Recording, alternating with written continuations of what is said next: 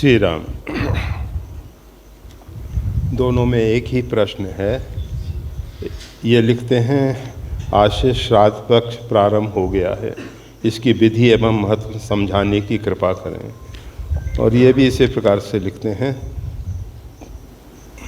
आज से सर्व पितृ मोक्ष अमावस्या तक ब्राह्मणों की डिमांड बढ़ गई। बचपन में हम भी दक्षिणा के लोभ में 2-3 निमंत्रण यजमान के यहाँ जाते थे। श्राद्ध क्या है, पितरों का महत्व क्या है,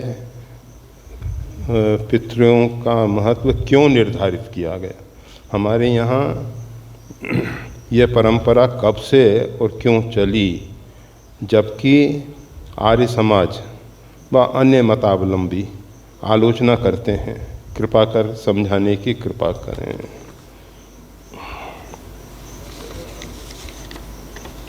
हिंदू सनातन धर्म अपने आप में एक ऐसा धर्म है, ऐसा वैसे तो धर्म तो एक ही है, वो है शाश्वत सनातन धर्म, और उसी को हम सब हिंदू सनातन धर्म कह रहे हैं। ये जो हम सब की जो मान्यता है, मानव की जो सृष्टि हुई वो इस भारत भूमि से हुई। उसमें ये जो कामाख्या देवी हैं, कामाख्या कहते हैं, कामाख्या देवी हैं आसाम गुवाहाटी के पास, वहाँ सबसे पहले मानव का जन्म हुआ। कुछ मानते हैं श्री अवध को मनु शत्रुपा के रूप में मानव सृष्टि का वहाँ से विस्तार हुआ। जो भी है, मानव सबसे पहले भारत में ही प्रकट हुआ। परमात्मा ने जो सृष्टि का विस्तार किया उसमें मानव भारत से, फिर ये पूरे विश्व में पहुँचे। अभी यूरोप में यूरोपियन ने एक वेबसाइट पे देखा था कि भारत के ब्राह्मण वहाँ गए हैं यूरोप, और उनसे धीरे धीरे विस्तार हुआ। पाश्चात्य देशों में भी ऐसा हमें लगता है कि जो हिंदू सनातन धर्म के विचारधारा से अलग हट के जीवन जीना चाहते थे, और हिंदू सनातन धर्म उनको समाज से निष्कासित कर दिया था। तो उन्होंने बाहर जाकर, अन्य राष्ट्रों में जाकर अपना विस्तार किया। एक समय ऐसा था, मस्कत इत्यादि में, मतलब खाड़ी देशों में, शिवलिंग एक शिवालय बचा हुआ। कैसे बचा? वहाँ का जो सुल्तान है, वहाँ का जो बादशाह है, उसने वहाँ अपने प्राण बचाए। तो उसने कहा कि नहीं, इस स्थान पे हमारे प्राण बचे हैं, इसलिए इस स्थान को कभी भी ध्वंस नहीं करना, नहीं तोड़ा गया। अमेरिका में भी एक अभी शिवालय, प्राचीन समय का शिवलिंग एक महात्मा जी को प्राप्त हुआ।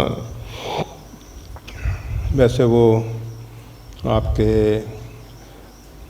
ये जो अमेरिका का भी एक प्रांत है जिसको रूस से अमेरिका ने खरीदा है, तो वो हवाई, वहाँ महात्मा जी को ऐसा आदेश हुआ। और वो एक विचित्र शिवलिंग है। इस पर टिक्का भी नहीं कहा जा सकता, साधारण पाषाण भी नहीं है, और बड़ा शिवलिंग है। और उसका विशाल अभी मंदिर बन रहा है। वहाँ रुद्राक्ष का पेड़ों का एक समूह, बहुत रुद्राक्ष फलते हैं वहाँ, और बड़ा पवित्र स्थान बन रहा है वो। शिवलिंग के लिए बहुत बड़ी जलहरी इत्यादि भारत से ही दक्षिण भारत के कारीगर कलाकार काम कर रहे हैं। थोड़ा बन रहा है, काम चल रहा है। तो हम केवल इतना बताना चाहते हैं कि हिंदू सनातन धर्म पूरे विश्व में फैला हुआ था। देश काल परिस्थितियों के अनुसार रहन सहन, खान पान इत्यादि में बहुत कुछ परिवर्तन हुए, और लोगों की विचारधारा बदली। एक सबसे मतलब इस भूमंडल पे, इस पृथ्वी पे सबसे अधिक संख्या इस समय वर्तमान में ईसाइयों की है, और जीसस क्राइस्ट, ईसा मसीह,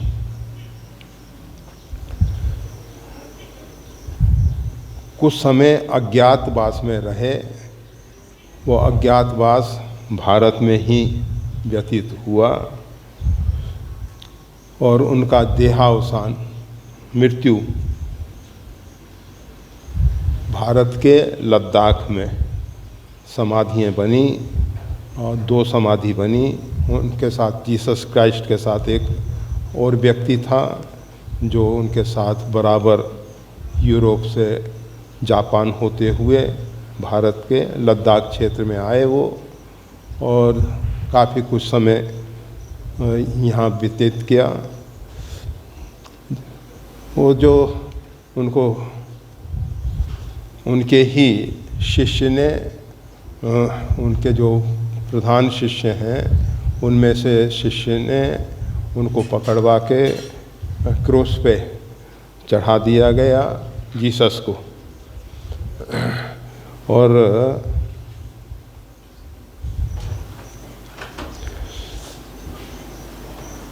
उनको थोड़े समय में, वैसे उनको सज़ा ये दी गई थी कि कीलें ठोक के, इस प्रकार से,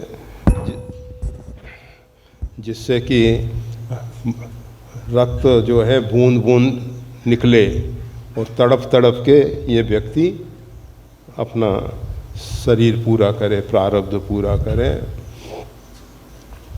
परंतु जाको राखे साइयाँ, मार सके ना कोई, उनका प्रारब्ध शेष था। उनको मृत घोषित कर दिया गया, क्रूस से उतार दिया गया। उनको दफनाने के लिए ले जाया गया, और वहाँ से ही वो जीवित सुरक्षित बाहर आ गए। और रविवार को उनको देखा गया, एक दावत में, भोज में देखा गया, जीवित देखा गया। पर उनको लगा कि यहाँ हमारा रहना सुरक्षित नहीं है, इस हेतु वो उस स्थान को छोड़ के और एशिया की तरफ आए, उसमें जापान में आए, काफ़ी लंबे समय के बाद भारत में आए, और काफ़ी समय भारत में उन्होंने व्यतीत किया। तो ये जो जीसस क्राइस्ट है, अज्ञातवास के समय काशी के क्षेत्र में रहे थे, और उस समय काशी जो है अपने हिंदू सनातन धर्म का और विद्या का एक बहुत बड़ा केंद्र था, बहुत बड़ा केंद्र था। वहाँ उन्होंने हिंदू सनातन धर्म के विषय में बहुत कुछ समझा, सीखा, और अपने ढंग से उन्होंने यूरोप में जाके उसका प्रचार किया और उसी के अंतर्गत उनको ये सज़ा मिली और उनको क्रूस पे लटकाया गया। तो जो सबसे बड़ा अभी समाज ईसाई, उनका जो प्रेरक मसीहा जीसस, वो भी हिंदू सनातन धर्म से प्रभावित। इस्लाम के मोहम्मद साहब जो दूसरे नंबर पे है वर्तमान में, मोहम्मद साहब कुरैशी परिवार में जन्म लिए थे और इनका जन्म अफ़गानिस्तान और शिक्षा कराची, जिसको वर्तमान में पाकिस्तान कहते हैं, पहले अपना भारत ही था, अफ़गानिस्तान से लेके भारत, ये जो ब्रह्म देश जिसको बाद में अंग्रेज़ों ने बर्मा बना दिया, अभी म्यांमार के रूप में जाना जाता है, ये पूरा भारत एक था। उसमें से 9 टुकड़े हो गए, अभी 9 राष्ट्र बन गए। और भी अभी कुछ लोगों के मंशा और भी तोड़ने की और भी छोटा करने की होती है, पर नहीं होना चाहिए, नहीं होगा, ऐसा हमारा विश्वास है।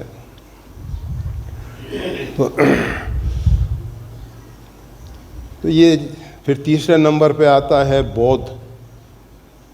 उनको तो सभी लोग जानते हैं, सिद्धार्थ शुद्धोधन के पुत्र, जो कि कपिल वस्तु नेपाल तराई, जो भारत का ही एक अंग है, वहाँ जन्म लिए और बोध गया में अर्थात भारत में उन्होंने ज्ञानार्जन किया और बाद में उनके अनुयायियों ने एक बौद्ध धर्म अलग बनाया। और चौथे नंबर पे हम सब हिंदू सनातन धर्म वाले आते हैं।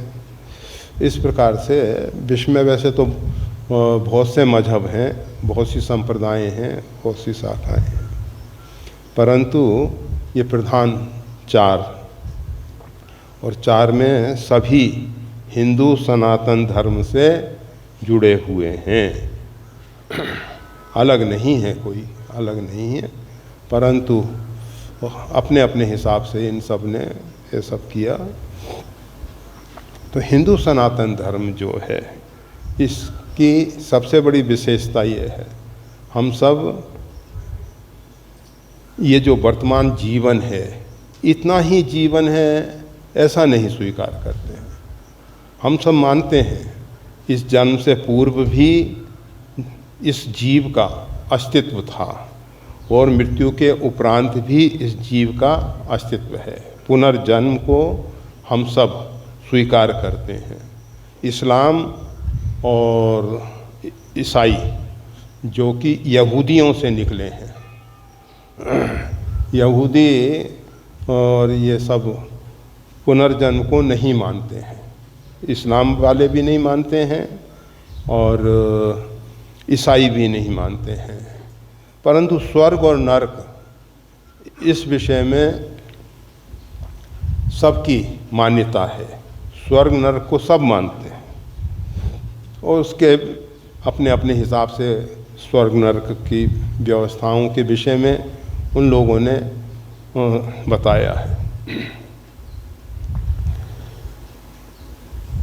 उन सब के विचार को अगर देखा जाए, स्वर्ग में जाना तो है और नरक में भी जाना तो है, लौटना नहीं है। अब आप सोचो, राम टेकरी पर आने वालों का आवागमन बराबर बना रहे और निष्कासन ना हो, कोई यहाँ से जा ना सके, तो राम टेकरी पर पैर रखने की जगह नहीं रहने वाली, क्योंकि एक तरफ से आ तो रहे हैं, जाने का एग्जिट है नहीं, जाने का मार्ग है नहीं कोई। इसी प्रकार से स्वर्ग और नरक हजारों वर्ष इन लोगों की मान्यता के अनुसार, हम सब के हिसाब से तो बहुत लंबे समय से इस पृथ्वी पे मानव जीवन है, परंतु और जो अन्य विज्ञान और अन्य के हिसाब से जितने वर्ष लोग हजारों वर्ष की संख्या मानते हैं, उतने में स्वर्ग और नरक में जाने वालों की संख्या कम नहीं रही होगी और उसमें भरते ही गए होंगे। वहाँ जाने के बाद लौटना तो है ही नहीं। और जो भी है तो वो सिद्धांत अपने आप में विचार से भी खंडित हो जाता है। परंतु इन सब मजहबों में कभी कभी देखने को मिला है, बच्चों ने अपने पूर्व जन्म की बातें बताई हैं कि हमारा अमुक स्थान पे ऐसे प्रकार से मर्डर कर दिया गया, ऐसा मार दिया गया, ऐसा किया गया, अमुक हमारी पत्नी है और अमुक को यह है, और गुप्त बातें जब बता देते हैं तो फिर लोगों को लगता है कि वास्तविकता ऐसी है। ऐसा बहुत सी जगह हुआ है, ईसाइयों में भी हुआ है, मुसलमानों में भी हुआ है और हिंदुओं में भी होता रहता है। और हम सब पूर्व जन्म और पर जन्म दोनों को स्वीकार करते हैं। हमारा जीवन जो है, हम सब गीता के मतानुसार, हमारे सनातन धर्म के मतानुसार, ये जीव जो है ममेवांशो जीवलोके जीव भूता सनातन, ये परमात्मा का सनातन अंश है। ये आज से नहीं है। जिस प्रकार से परमात्मा अनादि हैं, अर्थात उनका किसी ने आदि नहीं पाया है, इसी प्रकार से इस जीव का भी आदि नहीं है। ये जीव कब से हुआ कहना कठिन है। योग वासिष्ठ के मतानुसार वशिष्ठ जी महाराज कहते हैं कि जब से ब्रह्म है तब से सृष्टि है। जब जिस प्रकार से तिल में तेल कब से है, जब से तिल है तब से उसमें तेल है। दूध में मक्खन घी कब से है, जब से दूध है तब से उसमें मक्खन और घी है। इसी प्रकार से उस ब्रह्म में यह सृष्टि कब से है, अनादि है।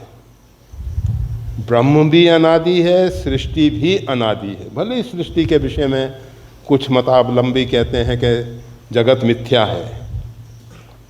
वो जगत मिथ्या कहने वाले लोग अगर जगत को मिथ्या कह रहे हैं तो कहने वाला भी मिथ्या है और उसका जो वक्तव्य है, बयान है, वो भी मिथ्या हो गया। हम मिथ्या हैं तो हम जो बोल रहे हैं ये भी सब मिथ्या हो गया, बात खत्म हो जाती है। परंतु अगर इस प्रकार से न स्वीकार करके उसको दूसरे ढंग से देखा जाए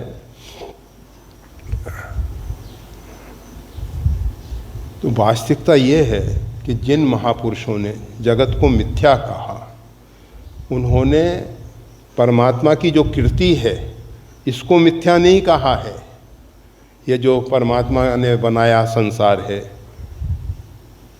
ये सृष्टि उपाई त्रिविध बनाई, संग सहाय न दूजा, परमात्मा के द्वारा सृष्टि का विस्तार हुआ है। और परमात्मा सत्य संकल्प हैं, उनकी बनाई हुई सृष्टि सत्य है। हम सब तो स्पष्ट कहते हैं, हमारे शास्त्र इस बात को स्वीकार करते हैं। रामः सत्यम परब्रह्म, रामात् किंचिन न विद्यते, तस्मात् राम स्वरूपम ही सत्यम सत्यम इदम जगत। इदम जगत ये सत्य है, क्योंकि रामात् किंचिन न विद्यते, परमात्मा के अतिरिक्त किंचित मात्र भी दूसरी सत्ता नहीं है। अगर परमात्मा के अतिरिक्त कोई दूसरी सत्ता होती तो जगत मिथ्या होता। परंतु जगत जो है तस्मात् राम स्वरूपम ही, राम स्वरूप है जगत। मंदोदरी कहती है विश्व रूप रघुवंश मणि करो वचन विश्वास। महाभारत का एक अंश विष्णु सहस्त्र नाम है। महाभारत ग्रंथ में विष्णु सहस्त्र नाम, श्रीमद् भगवत गीता और भी बहुत से पवित्र ग्रंथ छिपे हुए हैं। उससे निकाल के उनको एक अलग स्वतंत्र ग्रंथ बना दिया जाता है, बनाया गया है। तो विष्णु सहस्त्र नाम, जिस पे भगवान शंकराचार्य ने सबसे पहला भाष्य किया, वो कहता है ओम विश्वम। विश्व जो है भगवान का पहला नाम है। ये विश्व और कुछ नहीं है, भगवान का ही स्वरूप है।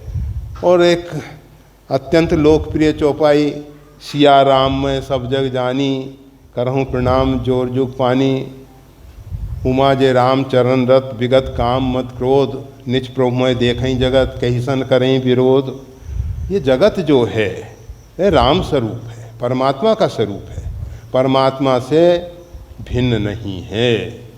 तो हम सब जो हैं, हम सब अर्थात सनातन हिंदू धर्म के मतावलंबी, हम सब मानते हैं ये जीव अनादि है, सृष्टि अनादि है और इसमें रूपांतरण होता है, परिवर्तन होता है।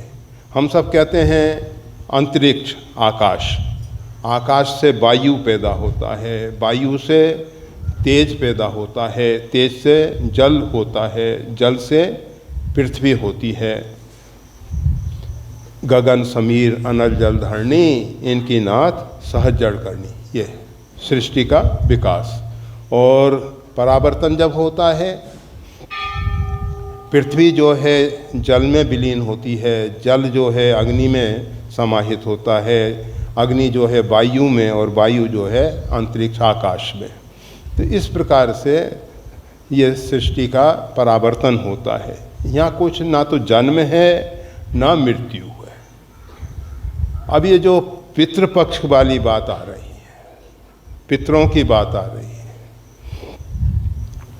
पितृ आयर्मा पुराने पहले समय से हम सब ने, हमारे हिंदू सनातन धर्म के ऋषि महर्षियों ने, हमारे पूर्वाचार्यों ने पितरों की भावना की। ये पितरों की अर्थात जो हमारे पूर्वज जहाँ से आए, और एक पितृलोक, गीता में भी भगवान श्री कृष्ण ने कहा है, भारतीय जो आस्तिक दर्शन है उसमें गीता, श्रीमद् भगवत गीता, ब्रह्मसूत्र और उपनिषद को प्रमाण मानते हुए इनके प्रमाणों को सर्वोपरि प्रमाण माना जाता है।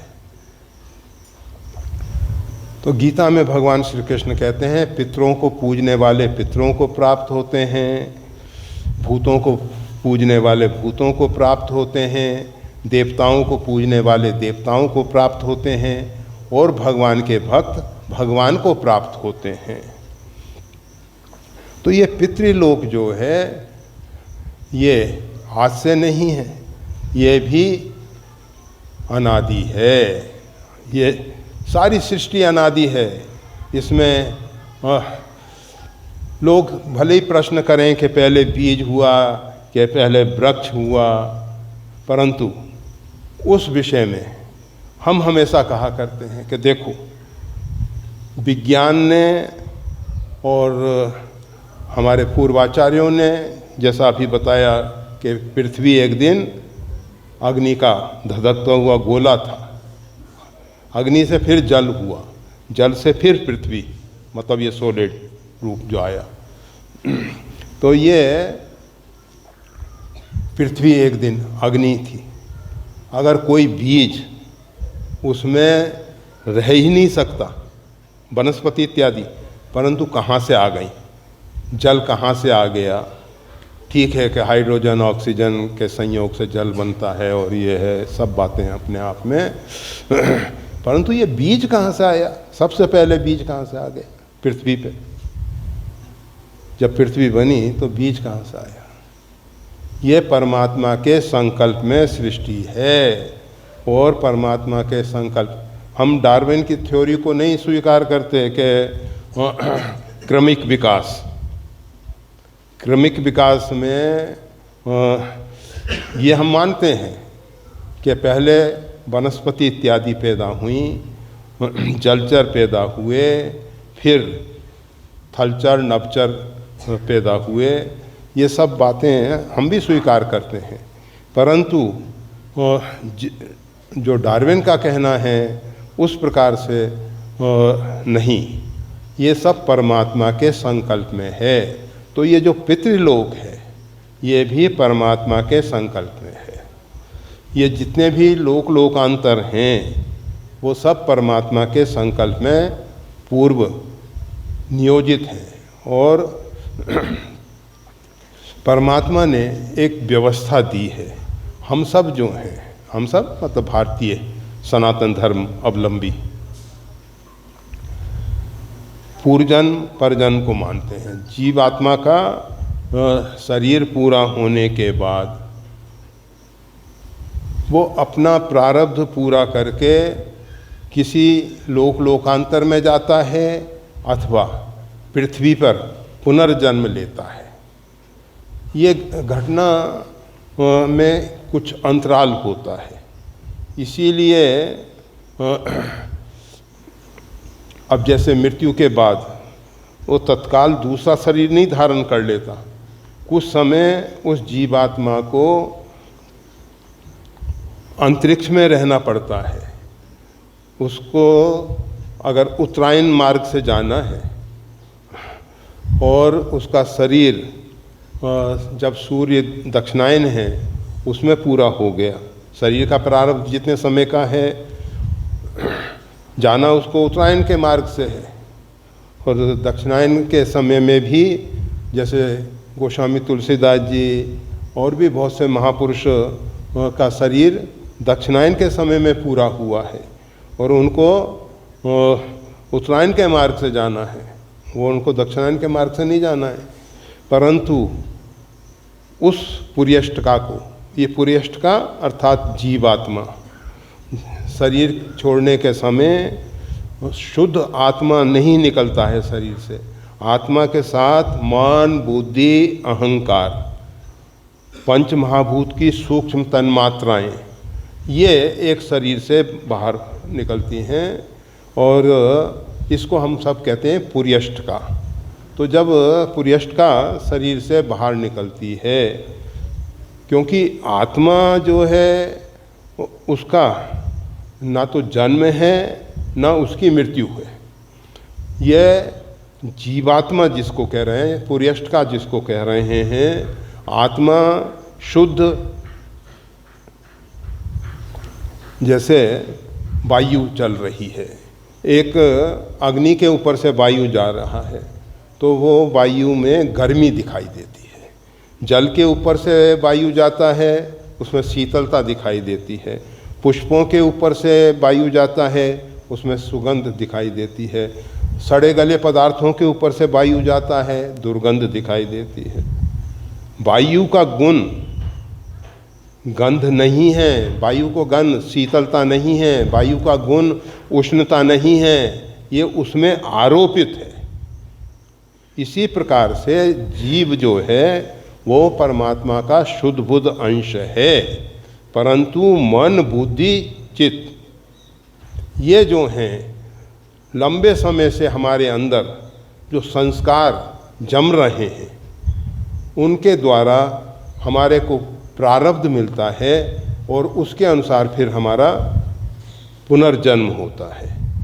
तो उस पुनर्जन्म के पूर्व ये जीव जो है शरीर से जो पुर्यष्टका निकलती है ये कुछ समय अंतरिक्ष में रहता है और अंतरिक्ष में रहने के बाद इसके कर्मानुसार ये फिर लोकांतर में या पुनः मानव जीवन को प्राप्त करता है। इसीलिए हमारे यहाँ जन्म के समय और मृत्यु के समय सूतक की एक व्यवस्था दी गई। ये सूतक क्या है, क्यों है? सूतक इसलिए होता है कि उतने दिनों में मृत्यु के समय और जन्म के समय व्यक्ति विचार करे कि जन्म क्या है, किसका है, क्यों है, कैसे है। इसी प्रकार से मृत्यु के समय विचार करे कि मृत्यु किसकी है, तारा से भगवान श्री राम ने कहा कि तू किसके लिए रो रही है? अगर तू बाली के शरीर के लिए रोती है तो ये सामने पड़ा है, और अगर तू उसके अंदर रहने वाले जीवात्मा के लिए रो रही है तो वो अविनाशी है। ईश्वर अंश जीव अविनाशी, वो तो अविनाशी है आत्मा, तो वो तो मरता नहीं है। तू रोती किसके लिए है? तो ये जन्म और मृत्यु क्या हैं, इनको समझने के लिए कहा कि इतने दिन का सूतक है, इसमें कुछ अन्य कार्य नहीं करना, केवल जन्म और मृत्यु पे ध्यान केंद्रित करना है। और फिर उसके बाद पवित्र होता है, फिर सूतक से फिर अपने हमेशा के जो नित्य कर्म अनुष्ठान हैं उनमें लग जाता है। तो ये जो शरीर छोड़ने के बाद पुर्यष्ट का एक शरीर से बाहर जाती है, तो उसके जो परिवार के लोग हैं, उससे जो जुड़े हुए लोग हैं, उस पुर्यष्टका के लिए श्राद्ध कर्म करते हैं। पहले 13 दिन का, फिर 1 महीने का, फिर 3 मास का, फिर 6 महीने का, फिर साल भर का, और फिर आगे चल के प्रत्येक वर्ष ये जो पितृपक्ष आ रहा है, मतलब आज से शुरू हो गया पूर्णिमा का श्राद्ध। आज महालय आरंभ हो गया, आज से पितृपक्ष आज से शुरू हो गया। तो इसमें पूर्णिमा का श्राद्ध से लेके अमावस्या के श्राद्ध तक 16 दिन होते हैं। तिथि कभी घटती बढ़ती है, कम ज़्यादा हो जाए, परंतु लगभग ऐसा होता है। तो ये मरणोपरांत उसके परिवार के साथ जुड़े हुए जो रक्त से संबंधित व्यक्ति हैं, वो उसके लिए श्राद्ध कर्म करते हैं। श्राद्ध अर्थात श्रद्धा से किया हुआ कर्म, परंतु ये श्राद्ध जो हैं मरणोपरांत किया जाने वाला कर्म को ही रूढ़ कर दिया गया। ये शब्द जो है रूढ़ बन गया। वैसे श्रद्धा से किया हुआ प्रत्येक कर्म श्राद्ध है, परंतु मरणोपरांत जो अंत्येष्टि के साथ अन्य कर्म हैं, उनको फिर श्राद्ध में देखा जाता है। और ये श्राद्ध के विषय में जैसा अभी बताया कि 3 महीने का, 6 महीने का, साल का, और फिर वार्षिक श्राद्ध के बाद प्रत्येक वर्ष ये पितृपक्ष में उसको श्राद्ध तर्पण करके उसकी जो आत्मा है, अर्थात जीवात्मा कहें, पुर्यष्टका कहें, उसकी शांति के लिए, उसकी सद्गति के लिए ये सब किया जाता है।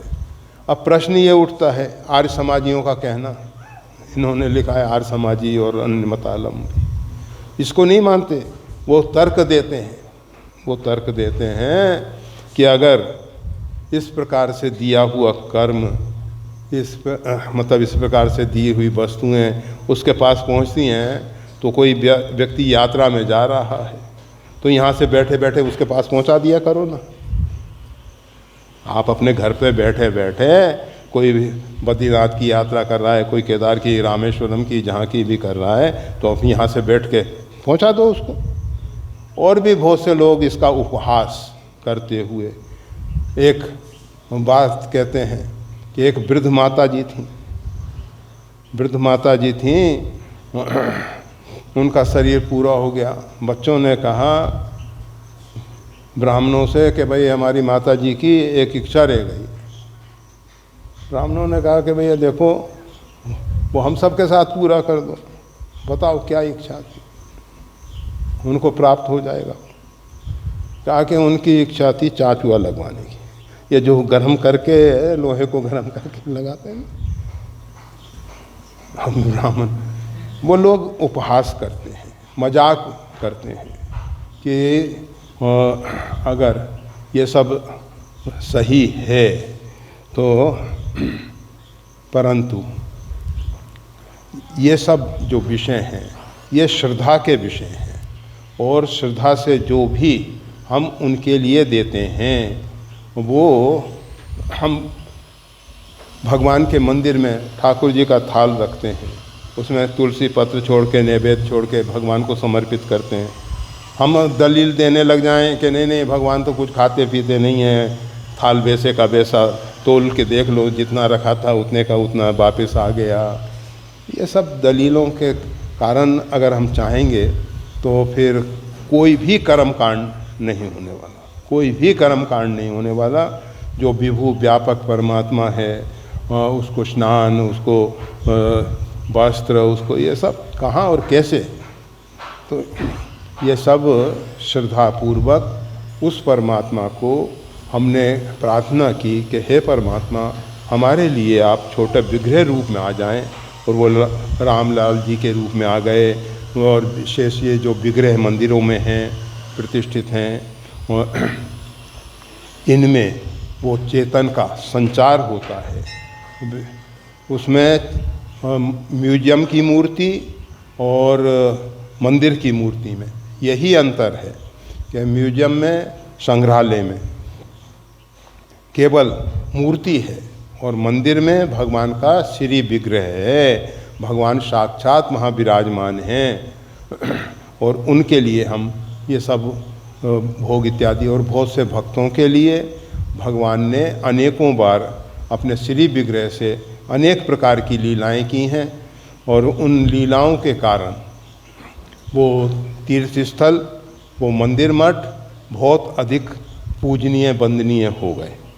तो ये जो श्राद्ध में पितरों के लिए जल इत्यादि दिया जाता है, पहले ये बात स्पष्ट कर दें कि ब्राह्मणों ने कोई अपने खाने पीने के लिए, अपनी रोटी रोजी चलाने के लिए या अन्य किसी प्रलोभन के कारण ये व्यवस्था नहीं बनाई है, क्योंकि श्राद्ध की जो व्यवस्था है उसमें स्पष्ट है कि अगर आपकी स्थिति, आर्थिक स्थिति कमज़ोर है, आप ब्राह्मणों को भोज नहीं करा सकते, तो ऐसा कर सकते हैं गौ माता के लिए घास, जंगल से घास, अगर फॉरेस्ट वाले जंगल से घास भी नहीं काटने दें, कहीं भी से घास भी नहीं आप ला सकते, तो जल में खड़े होके तर्पण इत्यादि करके जल से, तर्पण का अर्थ होता है जल से तृप्ति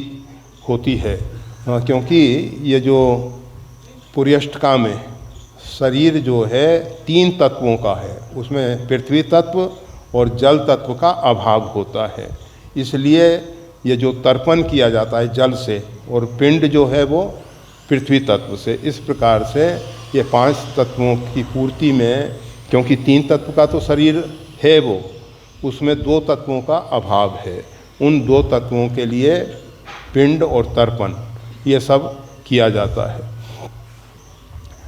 और उनको प्राप्त होता है। परंतु शास्त्र विधि से पितरों को, जैसे महाराज दशरथ ने हाथ बढ़ाया और भगवती सीता जी उनके हाथ में वो पिंड देना चाहिए, तो वहाँ के पुरोहित समाज ने मना किया कि नहीं, ऐसा नहीं हो सकता, ये व्यवस्था जिस प्रकार की है उसी प्रकार से इसका निर्वाह होना चाहिए। तो ये जो पिंड तर्पण किया जाता है, इसमें जो भी तृप्ति के लिए जल दिया जाता है उससे वो तृप्त होते हैं, और पिंड के द्वारा उनकी तृप्ति होती है।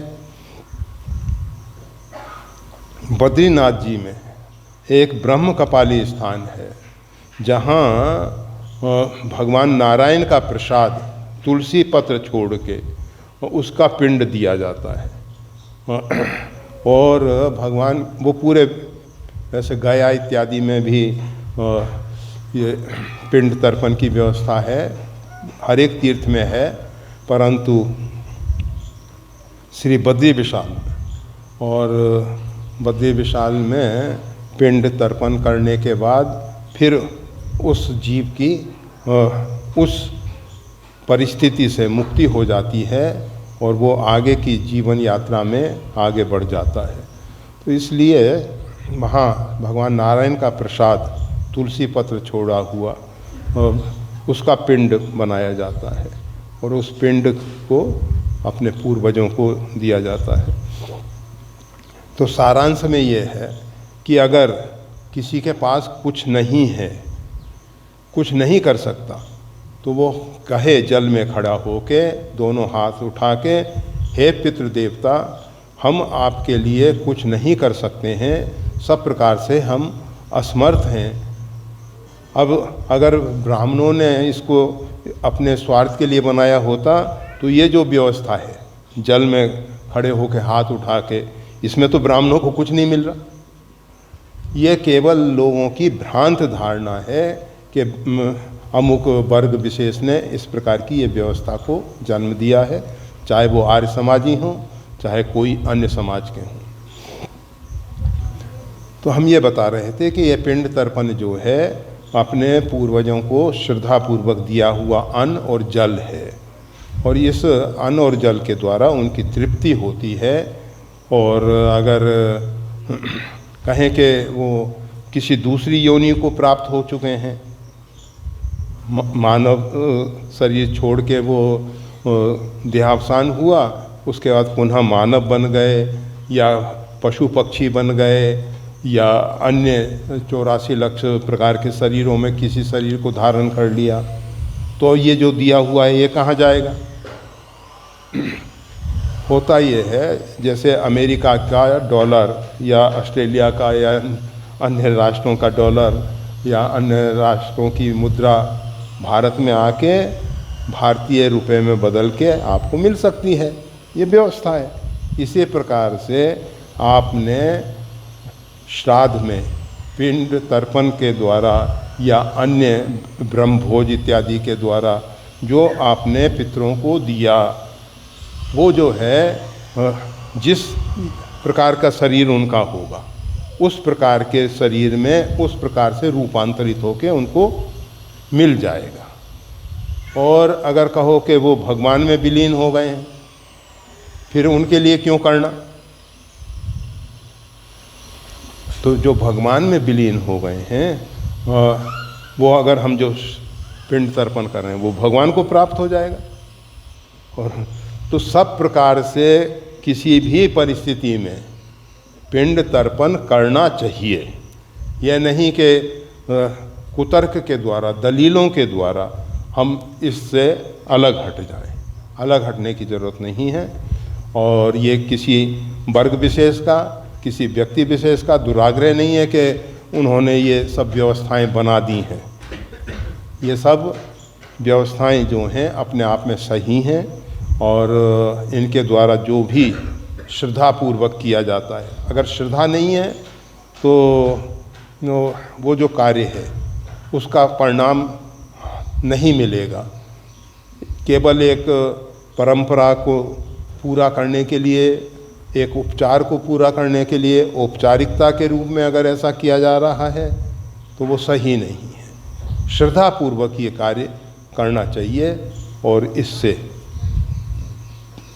हमारे पितरों को भी सद्गति मिलती। परंतु हमारे जीवन का जो ध्येय है, लक्ष्य है, वो परमात्मा की उपासना है।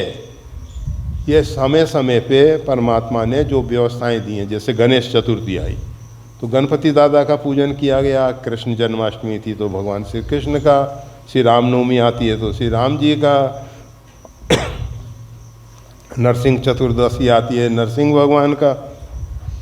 सबका हम मान सम्मान करते हैं, परंतु हमेशा प्रत्येक दिन उस परमात्मा की आराधना उपासना करनी चाहिए, करते हैं, और उनके शरणापन्न होके आत्म कल्याण के लिए साधन करना चाहिए। और ये जो 15 दिन 16 दिन जो भी हैं पितृपक्ष के हैं, तो अपने पूर्वजों के अपने पूर्वजों के लिए, अपने पितरों के लिए, जिसके पास जैसी शक्ति सामर्थ्य है उसके अनुसार उनके लिए श्राद्ध कर्म किए जाएं। जिसके पास जैसी शक्ति सामर्थ्य है, पहले ही बता दिया गया कि अगर अपने पास आर्थिक स्थिति सही नहीं है तो फिर गौ माता के लिए हरा चारा, घास इत्यादि दे दिया जाए, और जहाँ जैसी व्यवस्था हो वैसा किया जा सकता है। परंतु आप लोग सब जानते हैं, सत्यनारायण भगवान की कथा में आता है, उस वैश्य ने कहा इस नौका में तो लता पत्रादि है और कुछ नहीं है। तो भगवान ने कहा जैसी तेरी इच्छा वैसा ही हो, वैसा ही हो गया। अगर आप के पास है